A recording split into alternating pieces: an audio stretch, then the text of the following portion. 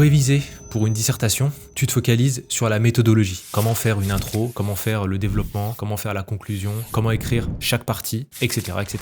Tout ça, c'est la partie émergée de l'iceberg. Mais pour moi, c'est la partie la plus facile d'une dissertation. Et ça, on vous le rabâche tout le temps. Tu trouveras plein de vidéos sur YouTube et qui t'expliquent comment faire une dissertation. Par contre, ce qui est plus dur, c'est ce qu'il y a à l'intérieur. Les idées, le contenu, les arguments que tu vas devoir développer dans ta dissertation. Du coup, dans cette vidéo, je montre exactement à une étudiante comment se préparer à un examen de dissertation. Concrètement, comment réviser pour une disserte, quoi mémoriser et comment bien l'utiliser pendant l'examen. On est parti. J'ai une matière qui sera évaluée sous forme de dissertation. Est-ce que vous me conseillez une méthode d'apprentissage spécialement ou je continue avec Anki et tout? Moi, ce que je te conseille, si c'est une disserte, les dissertations, c'est assez simple. Pour faire une bonne dissertation, il faut que tu aies des ingrédients. C'est comme pour faire une bonne recette, il faut que tu aies des ingrédients et des bons ingrédients. Ces ingrédients-là, en fait, ça va être tes cartes Anki, d'accord? Donc, ce que tu as à faire, en vrai, c'est juste avoir ces cartes-là et en connaître plein, en connaître suffisamment. Et en fait, une fois que tu as ça, le jour de l'examen, du coup, bien sûr, il faut connaître... ça, je vais pas te l'apprendre, mais il faut connaître après la façon d'écrire, par exemple, la façon de faire des phrases, de structurer un propos, etc. Ça, c'est comment faire une dissertation, c'est quoi la méthodologie aussi d'une dissertation, il y a ça.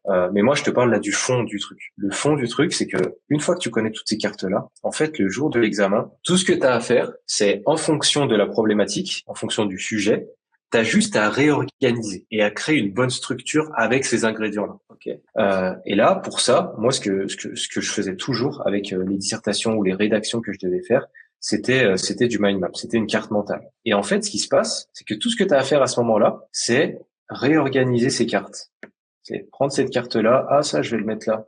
Ah ça sera pertinent si je le mets là. Ah ça, je trouve que je devrais le mettre ici. Et en plus, ça va bien aller avec ça. Et en plus, il y a un truc une idée qui te vient en tête pendant la dissertation où tu vois un lien entre ça et ça. Et ça, tu le fais au brouillon, bien sûr. Tu fais cette carte mentale-là au brouillon. Et derrière, troisième étape, du coup là, tu as toute ta dissertation qui est déjà, tu as toute la structure et les idées que tu veux développer dans la dissertation. C'est hyper clair dans ta tête, c'est hyper clair sur ta feuille. Tout ce que tu as à faire après, c'est rédiger. C'est faire ta rédaction ici. Hop, ici, tu as ta première partie. Tu vas la mettre là. La première partie, c'est ça. Tu développes ta carte ici parce que tu as le contenu, tu l'as mémorisé. La deuxième partie, hop, la transition, elle est là. Là, je vais dire la transition. Ça m'amène là-dessus. Et en plus, les transitions, elles vont être hyper logiques parce qu'en fait, t'as pas fait cette carte mentale-là sans que ça ait de sens. Au contraire, ça a énormément de sens. Pourquoi est-ce que tu as mis cette branche ici et que tu l'as pas mise là? Pourquoi est-ce que celle-là, tu l'as divisée en deux ensuite parce qu'en fait, tu trouves qu'il y a deux catégories dans telle idée, etc., etc. Et là, en fait, t'as plus qu'à dérouler. Et la rédaction, ça devient hyper simple. Parce qu'en fait, tu suis un plan que tu as déjà fait. Et là, tu n'as plus qu'à faire le tour de ta carte mentale en développant chaque idée. Et tu verras même que quand tu vas être en train de rédiger, tu vas penser à des nouvelles idées que tu vas pouvoir agrémenter. Tu peux voir ça comme les épices, en fait. Quand tu fais de la cuisine, c'est des épices. Tu es en train de rajouter des épices. Là, tu rajoutes un peu de sel, un peu de poivre ici, etc., etc. Ah, ça me fait penser à telle citation, ça me fait penser à tel truc. Ah, ça me fait penser à tel fait d'actualité qui s'est passé il y a 3 semaines, etc., etc. Et tu agrémentes ta dissertation avec ça. La dissertation, elle va être hyper solide au niveau du contenu, au niveau de la structure. Et en plus, toi, tu vas être hyper au clair quand tu rédiges. Et comme tu es au clair quand tu rédiges, ça te laisse de la bande passante. Et cette bande passante-là, ça va te faire penser à des nouvelles idées et tu vas agrémenter ta dissertation pendant que tu écris. Est-ce que ça va, Manel? Oui, c'est bon, merci. Avec plaisir. Ok, alors ce que tu viens de voir, je le fais chaque semaine avec mes étudiants. Je réponds à leurs questions et je les aide à clarifier les choses. Et ce qui change tout pour eux, c'est pas les méthodes. Des méthodes, t'en trouveras partout. Sur YouTube, sur tous les réseaux, il y en a des centaines, des techniques pour mieux apprendre, des techniques pour mieux étudier, des techniques pour mieux se concentrer, etc. Mais ce qui change, c'est d'avoir un cadre. Et si t'es là à regarder ces vidéos, c'est sûrement que t'es un étudiant ambitieux. Tu veux vraiment bien faire, tu veux exceller et tu veux te sentir bien dans tes études. Mais le problème, c'est que cette ambition, sans un système, elle te ronge de l'intérieur. Parce que tous les jours, tu te poses les mêmes questions. Est-ce que je révise bien? Est-ce que je révise suffisamment longtemps? Est-ce que j'utilise la bonne méthode? Est-ce que je devrais plutôt me reposer ou continuer à bosser? Est-ce que je m'organise bien? Est-ce que j'utilise bien mon temps? Et tout ça, ça fatigue. Alors, je te propose quelque chose.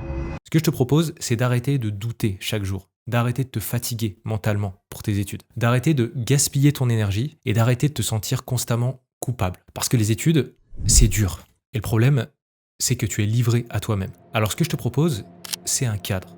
Pour ne plus être seul, pour être entouré, encadré et serein. Pour savoir exactement quoi faire, quand et comment. pour que tu puisses briller dans tes études sans culpabiliser, sans te poser 50 questions chaque jour, à te demander si tu fais bien les choses ou si tu les fais mal. Alors si tu veux, j'ai tourné une vidéo de 10 minutes où je t'explique exactement comment fonctionne ce cadre, comment le rejoindre et si c'est fait pour toi. Et si c'est le cas, on va créer ensemble ton système à toi, ton cadre, comme je l'ai fait avec cet étudiant par exemple. Je te mets le lien sous cette vidéo, tu cliques dessus et je t'explique ça en 10 minutes. Maintenant attention, si tu cherches juste des nouvelles méthodes, plein de nouvelles astuces, des petites techniques, des petits tips à droite à gauche, des nouvelles techniques, ne clique pas. Par contre, si tu veux arrêter de collectionner les techniques et vraiment commencer à les appliquer et avoir un cadre, un système solide pour réussir et te sentir bien dans tes études, cette vidéo, elle est faite pour toi.